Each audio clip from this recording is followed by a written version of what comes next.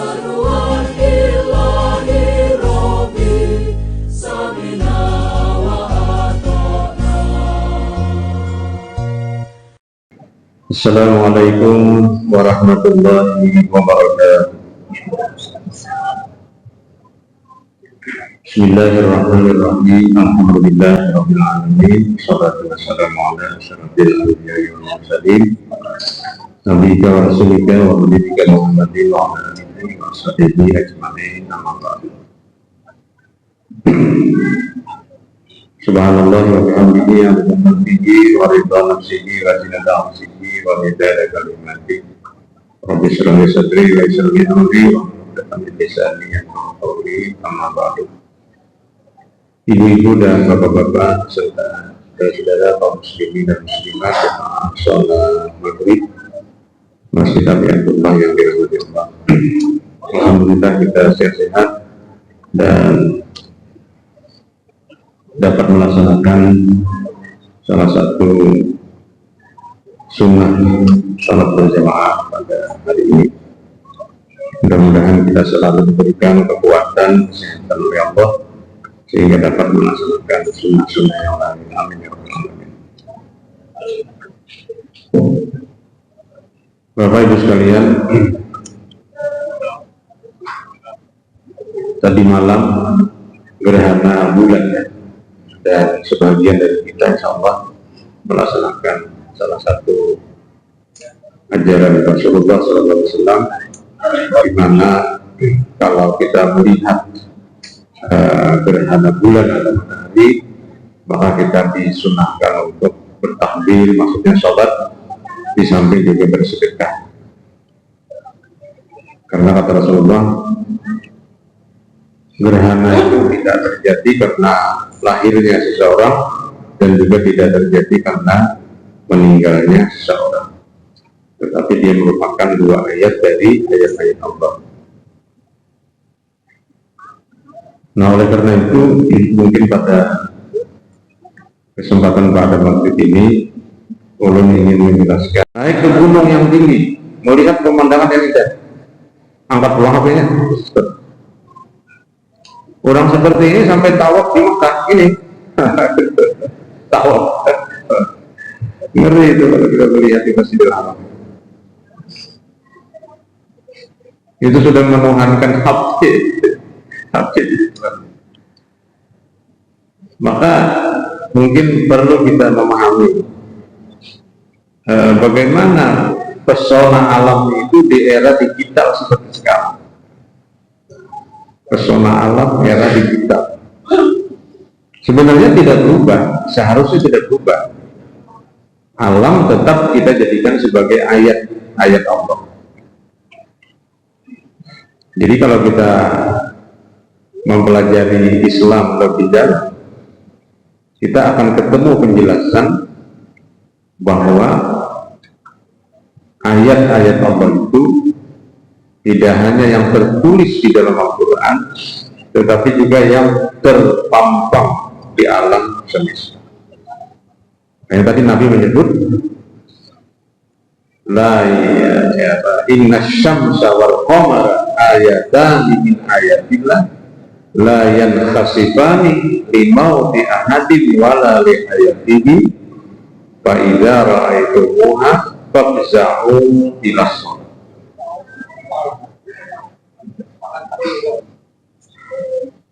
Nah, saya kira juga banyak juga yang berstatus apa, bulan merah tadi malam. Mungkin banyak, mungkin di antara kita ini ada juga. Jadi ada bulan pertama gitu.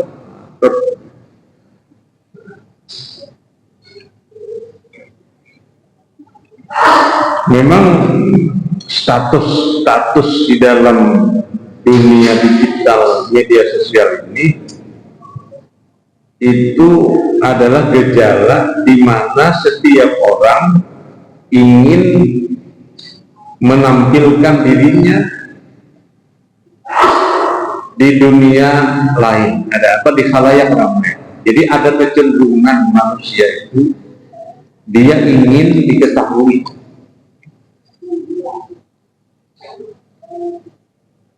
Dulu zaman Yunani ada seorang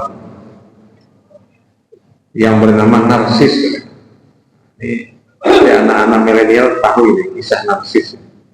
Orang tuh kalau senang foto-foto Narsis kan. Narsis itu dulu orang-orang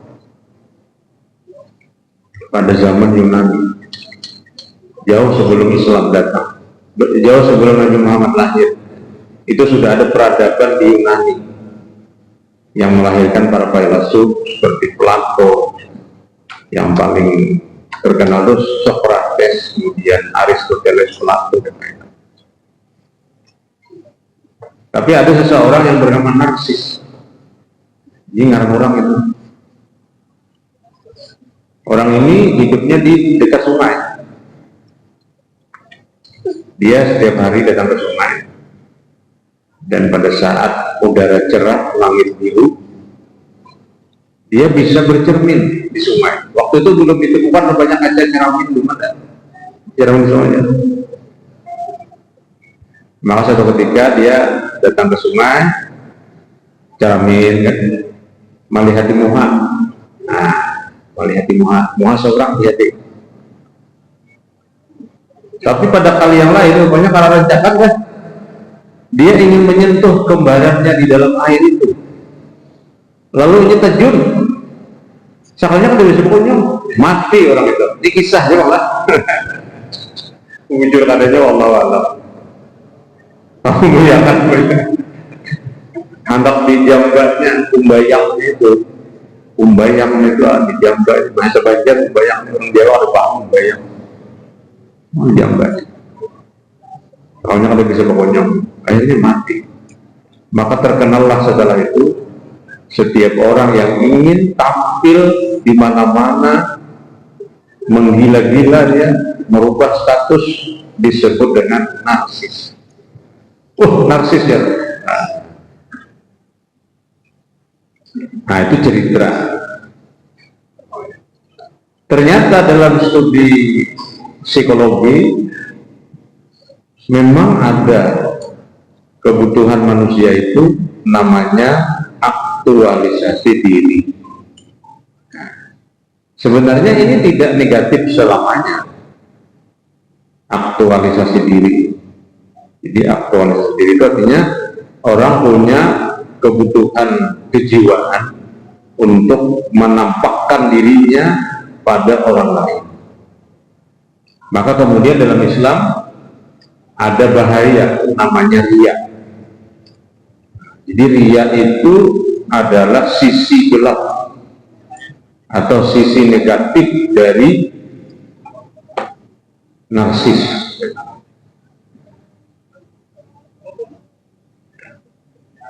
Terutama apabila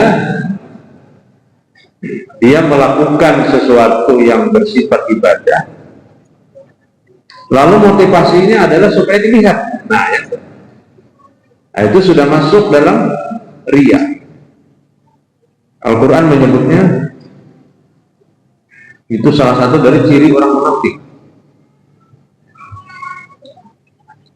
Yura'unan nasa, mereka minta dilihat oleh manusia. Wa yazkurunallaha illa qalila, dan berzikirnya sedikit. Ibadahnya kata banyak, cuma medsosnya bilang dia marah. Sekarangnya ada pemilu benar aja. Kepentingannya ibu pemilu terdapat lagi dia hilang di dalam batu juga. Jadi seperti itu. Tetapi ya boleh saja kita meminta diperhatikan, dilihat oleh orang lain, boleh saja. Misalnya motivasinya apa? Ingin dicontoh. Kita dari rumah pergi ke masjid berhujan-hujan, supaya orang tahu bahwa sholat berjamaah itu memerlukan perjuangan. Ini awak asa garing, asa aja belum garing lagi, hilang dah. Mana sih anu pada berita onek, nggak bakal datang kamu sih? Aku di sini asa garing, asa itu. Nabi itu sakit beliau, tetap ke masjid beliau. sakit Nabi ke masjid. Nah, jadi aktualisasi diri itu tergantung niatnya nanti.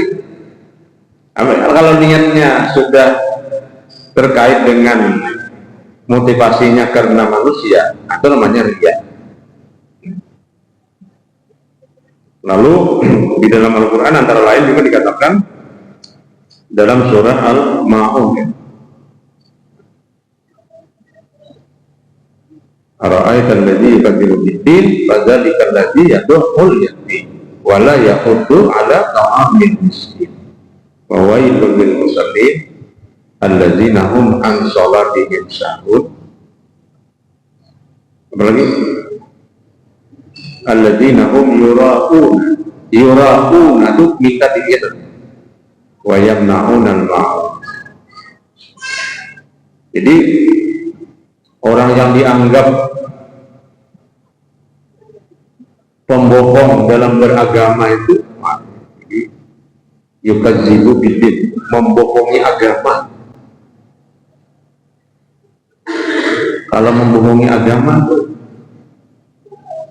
itu kan bukan manusia, tapi pemiliknya kan Tuhan, berarti membohongi Tuhan.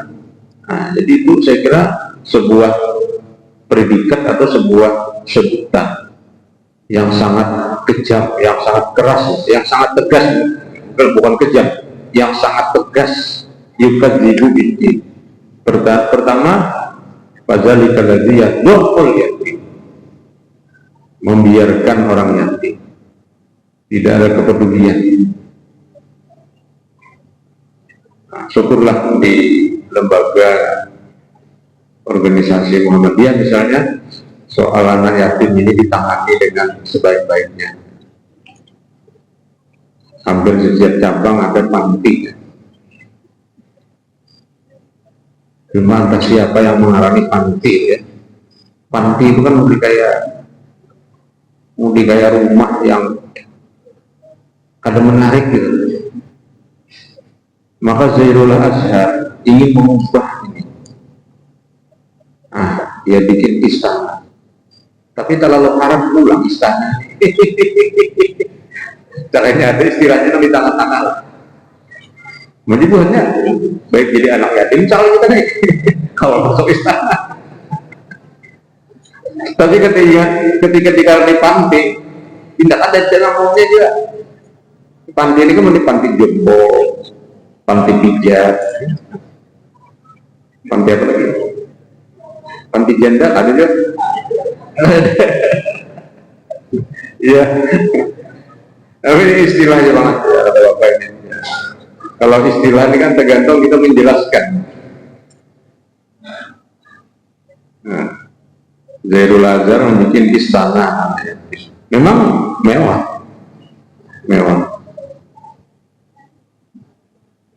Tapi untuk menghilangkan kesan panti itu sebagai tempat yang umum, nah, sekarang kan sudah juga diupayakan melalui pembangunan fisik.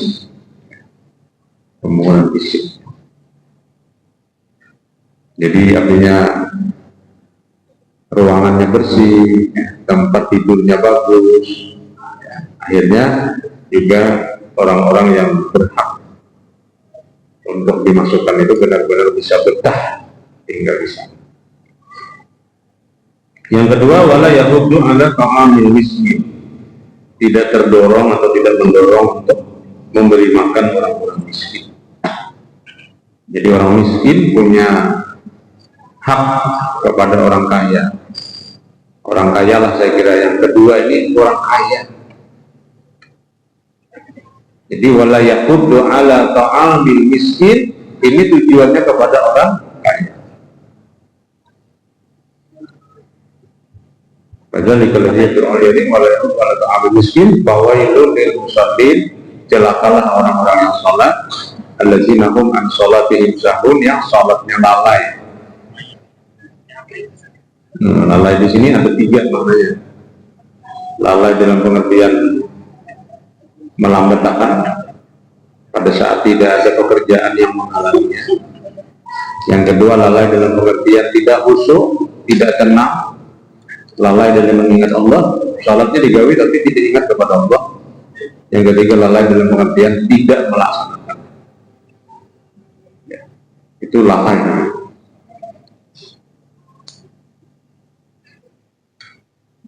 Nah, yang berikutnya pendusta agama itu adalah alladzi nahum yura'una wa yamna'una al-ma'ruf, yaitu orang yang ria tadi tidak menunaikan membayar zakat. Nah, itulah dia zaman media sosial ini terbuka peluang untuk orang bisa dalam pengertian ria, bisa juga dalam pengertian diketahui untuk hal-hal yang bersifat positif seperti keteladanan.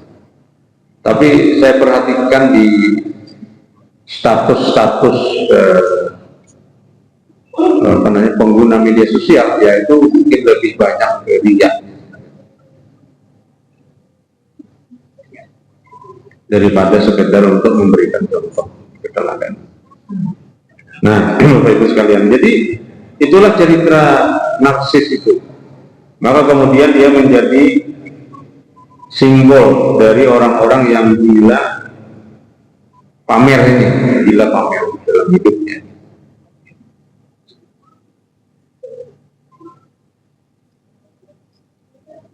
Nah, seharusnya bagaimana seharusnya? Coba kita lihat banyak ayat Al-Quran. Misalnya di awal-awal surah Al-Baqarah, ya ayuhan nas, hai manusia, u'budu rabbakumul ladzi khalaqakum, sembahlah Tuhanmu yang telah menciptakanmu, walladzina min qablikum, dan orang-orang sebelum kamu, la'allakum tattaqun, agar kamu bertakwa. Jadi menyembah Allah agar kamu bertakwa. Siapa itu Allah? Dijelaskan di situ. Alladzi ja'ala lakumul arda firasya. Allah yang menjadikan bumi sebagai wilayah yang nyaman. Jadi bumi ini nyaman. Nah, nyaman itu kenapa? Karena memang udaranya nyaman. Ada yang kepanasan, ya, tapi kita bisa mengubah yang panas jadi dingin. Ada yang kedinginan, musim salju, tapi juga ada cara untuk mengubah jadi panas. Relatif nyaman di bumi. Mereka yang tinggalnya di daerah dingin, ya, tapi mereka melimpah nanti buah-buahan yang sangat kaya. Mereka yang tinggal di daerah panas, ya, Allah berikan juga keistimewaan berupa kekayaan alam di bawah tanahnya, seperti daerah Timur Tengah melimpah minyak biofosilnya, sehingga dia menjadi negara kaya. Kita di negara tropis, ya, ini sederhana tapi cukup.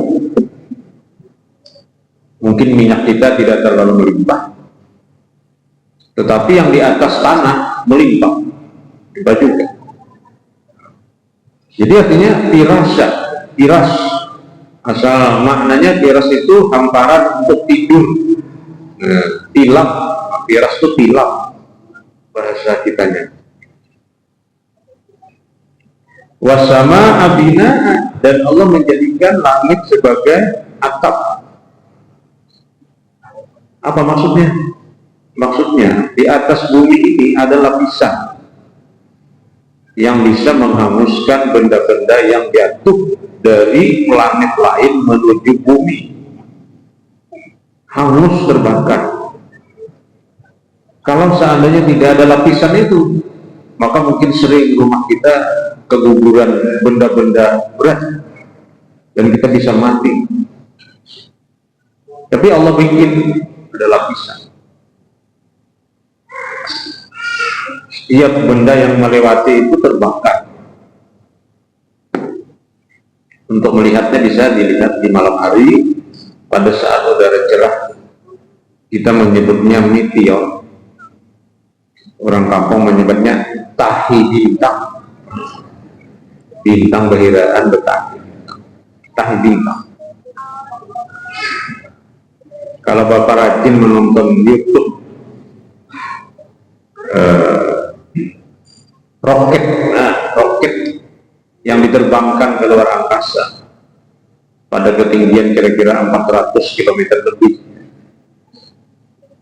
Itu roket itu sekarang ada kan yang bentuknya pesawat. Jadi sebenarnya pesawat dikirim, tapi pesawatnya ini kada dihidupi dulu, mati gitu kan.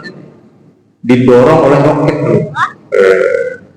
Sampai ke ketinggian yang gravitasinya mendekati nol, anyar tabung gas bahan bakar untuk mendorong roket itu berpisah dengan pesawatnya. Namanya pesawat ulang-alik. Naik ke atas ini. Biasanya mengirim manusia atau mengirim barang-barang atau bahan-bahan yang diperlukan oleh astronot yang tinggal di stasiun ruang angkasa. Itu pesawat ulang-alik kiranya berguling ke bumi. Nah, yang menarik itu pada saat sampai ke bumi, hangit namanya itu.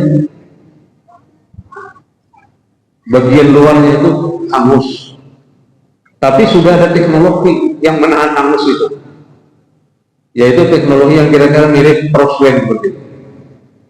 Jadi proslen seperti ini tahan api, tapi katakan ini memang harap lagi pada ini ada alatnya, jadi bagian luarnya dilapisi ini, sehingga ketika dia turun itu terbakar, tetapi orang di dalamnya masih bisa selamat. Atau kita bisa melihat cara astronot pulang ke bumi. Ketik aja di YouTube cara astronot pulang ke bumi. Itu ada namanya kayak bergugur kan, bergugur. Jadi tabung besar yang bisa dibuat 3 atau 4 orang bergugur mulai atas sana. Nah, itu kita melewati juga daerah yang apabila benda lewat di situ tadi terbakar. Melewati juga terbakar juga nya, api kan. Tapi karena teknologi manusia hebat, itu sudah bisa sampai ke bumi, orang di dalamnya selamat. Tapi bagian luarnya hangit. Hangit itu terbakar dan bekasnya ada hitam-hitam ya. Nah itu Allah menjadikan bina. Nah, bukan hanya itu. Wa anzala minas sama'i ma. Allah turunkan dari langit hujan. Allah turunkan hujan dari langit. Fa akhraja bihi, dengan hujan itu Allah tumbuhkan samaratin, pepohonan yang menghasilkan buah, rizqan lakum, menjadi rezeki, menjadi penopang hidup. Rezeki itu penopang hidup. Apakah rezeki itu penopang hidup? Kita punya istri, punya suami, itu rezeki itu. Bayangkan kalau kita sudah punya istri, punya suami, satu ketika kita tidak punya istri, tidak punya suami, berkurang rezeki kita, berkurang penopang hidup kita. Maka itu guru aja kita tambah ya rezeki yang ada nih. Itu lain itu. Yang penting kita ini bersyukur ya, kalau bersyukur Allah akan nambah. Jadi bagi saya itu bersyukur supaya kita bertambah. Itu lain pula, tafsir lain itu lain tafsir. Ngawur.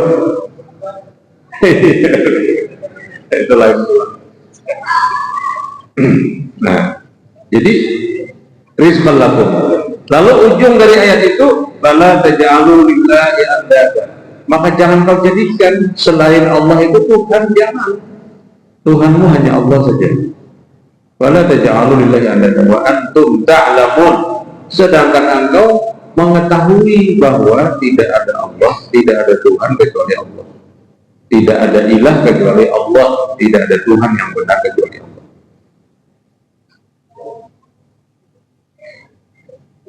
Nah, jadi itu ayat menjelaskan bahwa pesona alam itu mestinya menjadi sarana membangun kekaguman kita kepada Allah. Bukan mengubah status tadi. naik ke gunung, ceret. Nah, jadi seolah-olah alam itu dieksploitasi untuk mendukung status. Itu kan terbalik jadi kan. Mestinya apa? Mestinya alam dijadikan sarana pendukung ketakziman kita kepada Allah. Nah, gerhana misalnya, gerhana itu bukan dijadikan status. Nah, tapi gerhana itu kata Nabi tadi kan ayatani min ayatillah. Apa kira-kira yang dapat kita ambil pelajaran dari gerhana itu? Yaitu waktu masih berjalan normal. Jadi kalau gerhana itu Bapak Ibu, itu menunjukkan waktu masih berjalan normal. Suatu ketika waktu itu tidak normal. Ya Nabi kan, nanti kalau mau kiamat, matahari terbit di ufuk barat, itu kan udah normal gitu. Atau kalau dalam surah Al-Qiyamah itu fa idza bariqal basar wa khassafal qamar wa jumi'asy syamsu wal qamar yaqulul insanu ainal mafar kalla la wazar ila rabbika yauma idzil mustaqar. Di situ ada kalimat kan, wa khasafal qamar, cahaya bulan hilang. Kenapa hilang? Wa jumi'asy syamsu wal qamar, karena bulan tenggelam ditelan matahari. Wow. Jadi bulan tenggelam ditelan matahari. Baru ingat bilanya musim kemarin, musim gerhana nih, ada kinanang mandian orang supaya lakas belaki ya, atau lakas berbini mandian, tengah malam mandian. Itu artinya kan mitos. Ada yang menggoyang pohon, goyang. Lakasih berbuah gitu. Tapi sambil dipupuk, cuma ya kan ada pupuk buah, tiba-tiba kambang aja. Soalnya tertanam anu juga, apa ngarannya tuh, rambutan lakinya, ada rambutan laki, berbuah aja, kok kambang aja, maka ada jadi buah. Nah itu kita pada saat gerhana diguyang orang, tapi tetap baik ada berbuah juga, laki, rambutan laki. Rambutan laki itu imbagana ditabang, diolah kayak pangkih ya, angin mengawah. Nah, ada jemaah bahasnya juga, karena rambutan itu kurang lebih karet, kalau dibakar akan cepat menimbulkan api rambutan itu. Nah, jadi mestinya dia menjadi media untuk kita menambah kekaguman kepada Allah, ketaksiman kepada Allah. Dalam surah Al-Ghasyiyah itu lebih jelas lagi. Al-Ghasyiyah itu karena dia Makkiyah, turun di Mekah, dan khitabnya, tujuannya surah itu kepada orang-orang Mekah. Apa kata Allah? Afala yanzuruna ilal ibili kaifa khuliqat. Apakah mereka tidak memperhatikan kepada onta, bagaimana onta itu diciptakan? Onta binatang yang khas gurun pasir. Di Ragunan, Jakarta Ragunan itu kebun binatang. Ada unta, kayak pejulun orang penjaganya itu, unta di sini, pilih sapi jalan. Ada yang mati ada juga. Makanya pejulun, ya sakakawanya itu jadi melihara di sini, karena ini binatang di padang pasir. Oh, jadi gimana caranya antara lain? Ya di sini kita ada di pasir di bawahnya, jadi pasir, tapi sedikit di pasirnya. Wah, unta ini kalau di daerah Timur Tengah dia tahan hidup menderita. Ujar habar bisa sampai seminggu pada minum. Cuma sekali minum bertetangga rum. Berarti dia kan punya simpanan. Dia punya simpanan air. Jadi ini binatang khas daerah gurun, daerah yang air susah dicari. Kemudian dia memiliki kuku telapak yang lebar. Supaya apa? Supaya ketika dia berjalan di padang pasir, kakinya tidak terperosok, tidak tenggelam. Dia mampu berjalan berhari-hari tanpa berhenti, tetapi tidak atau jarang lari. Jadi kalau buka kalahnya. Lawan kuda misalnya kalahnya. Tapi bawa kekuatan berjalan harus sabar itu. Nah, jadi artinya kalau ingin mengagumi Allah sebagai pencipta, ya pelajari unta itu. Dia adalah makhluk yang memiliki ketahanan fisik untuk membantu manusia mengangkut menjadi alat transportasi di padang pasir, gurun, yang panas, yang susah mendapatkan air, tapi kok hidup dengan baik. Nah, atau kata Allah, wa ilas samai kaifa rufi'at, atau lihat langit, bagaimana dia ditinggikan. Nah, maksudnya di langit itu ada benda-benda, mungkin yang paling dekat ada awan berlapis-lapis, sampai ke atas lagi ada bulan, satelit bumi, ke atas lagi ada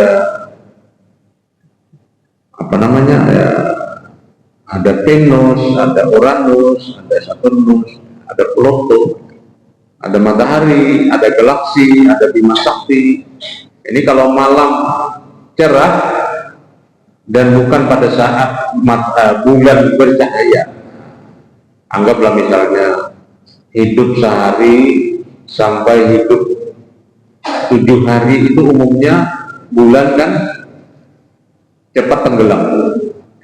Kalau hidup sehari itu kan umur bulan di atas ufuk ya paling-paling 10 menit. 10 menit itu 2,5 derajat, 1 derajat 4 menit. Rata-rata setiap malam naiknya bulan itu adalah 180 bagi 30 berapa? Ya, 180 derajat dibagi bagi 30 hari. Berapa? 30 4 ya? 6 ya? 6. Jadi rata-rata satu malam itu tinggi bulan 6 derajat. 6 derajat itu 24 menit, karena 1 derajat 4 menit. Nah, maka pada saat bulan hidup sehari sampai kira-kira 7 hari, itu bulan cepat tenggelam. Artinya kalau pada saat bulan tenggelam, lalu awan cerah, biasanya awan cerahnya di hulu sungai, karena polusi masih rendah. Nah, kita akan melihat bintang-bintang itu sangat banyak. Bahkan kita melihat galaksi. Galaksi itu ada kelompok bintang yang bercahaya. Bahkan di situ kita bisa melihat diantaranya ada bintang yang besar, mataharinya bintang-bintang dengan mata telanjang, apalagi dengan teleskop lebih lagi. Nah, itu wa ilas samai kaifa rufi'at. Atau kata Allah, wa ilal jibali kaifa nusibat, kepada gunung-gunung, bagaimana gunung itu kok bisa tegak, tidak terjungkal, roboh. Ibaratnya orang berdiri itu tetap berdiri, tidak goyang-goyang. Bagaimana Tuhan menjadikan itu? Nah, atau kata Allah, wa ilal ardi kaifa sutihat, kepada bumi, bagaimana bumi itu bisa dijadikan tempat untuk hidup dengan nyaman. Fadzakir innama anta mudzakir.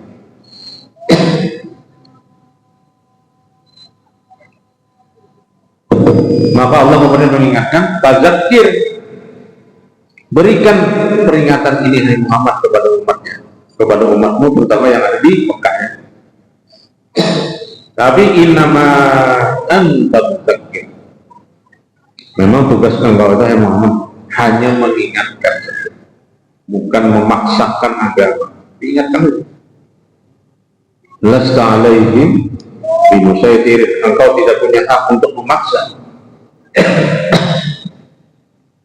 Lasta alaihim bimusaitir illa man tawalla wa kafar, kecuali terhadap orang-orang yang berpaling dan orang-orang yang kafir. Itu bisa sedikit dikasih. Fayu'adzibuhullahu al-'adzabal akbar, dan Allah nanti akan mengazab mereka dengan azab yang pedih. Inna ilaina iyabahum summa inna alaina hisabahum. Mereka akan dikembalikan kepada Allah dan mereka akan dihisab oleh Allah. Nah, jadi seperti itu namanya seharusnya. Jadi alam semesta ini semakin kita pandang, semakin kita renungkan, dia seharusnya semakin menambah ketakwaan kita kepada Allah. Bukan seperti yang terjadi pada sebahagian media sosial yang dipakai oleh anak-anak sekarang. Alam semesta yang indah itu hanya dijadikan sebagai penopang atau latar dari status yang berubah-ubah setiap hari. Nah, oleh karena itu judulnya adalah Pesona Alam Era Digital. Nah, itulah kira-kira. Demikian yang saya dapat jelaskan. Mudah-mudahan apa yang kita pelajari, kita lihat, kita alami dalam kehidupan ini sedikit demi sedikit akan menambah khazanah atau ketebalan iman kita kepada Allah, dan itu kemudian mendukung atau mendorong ketakwaan kita kepada Allah Subhanahu wa taala. Amin ya rabbal alamin. Hadanallahu wa iyyakum ajma'in. Subhanaka rabbana wa bihamdika asyhadu an la ilaha illa anta astaghfiruka wa atubu ilaik. Assalamualaikum warahmatullahi